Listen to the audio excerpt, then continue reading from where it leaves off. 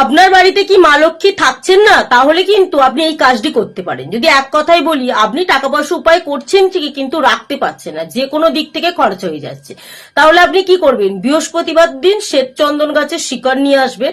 সেই শিকড়টা আপনি মা লক্ষ্মীর চরণের কাছে রেখে দেবেন। যে কোনো পাত্রে রাখতে পারেন, রূপোর পাত্রে রাখলে খুব ভালো হয়। আপনি বৃহস্পতিবার দিন যখন রাখবেন, তখন কিন্তু ওম শ্রী লক্ষ্মী দেব্যয় নমঃ এই মন্ত্রটি 11 বার মনে মনে জপ করবেন, এবং আবার যখন তার পরের বৃহস্পতিবার দিন সেটা পাল্টাবেন, সেই শিকড়টা পাল্টে দেবেন, আবার নতুন একটা শিকড় দেবেন।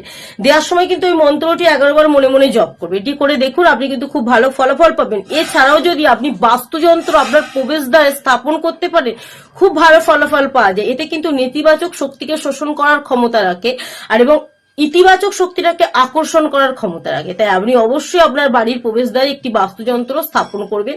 এছাড়া আপনি আপনার বাড়িতে তুলসী গাছ লাগাতে পারেন, ঘর দোর কিন্তু পরিষ্কার পরিচ্ছন্ন রাখতে পারেন। বাস্তুশাস্ত্র অনুযায়ী এই নিয়মগুলো যদি আপনি পালন করতে পারেন, তাহলে খুব ভালো ফলাফল পাওয়া যায়। বাস্তুশাস্ত্র অনুযায়ী আপনি আপনার বাড়ির উত্তর পূর্ব দিকে যদি জলের উৎস বা আলো পর্যাপ্ত পরিমাণে রাখতে পারেন, খুব ভালো ফলাফল পাওয়া যায়। দক্ষিণ পূর্ব কোণে একটি মানি প্ল্যান্ট বসাবেন। এটি সম্পদ এবং সমৃদ্ধিকে আকর্ষণ করার ক্ষমতা রাখে।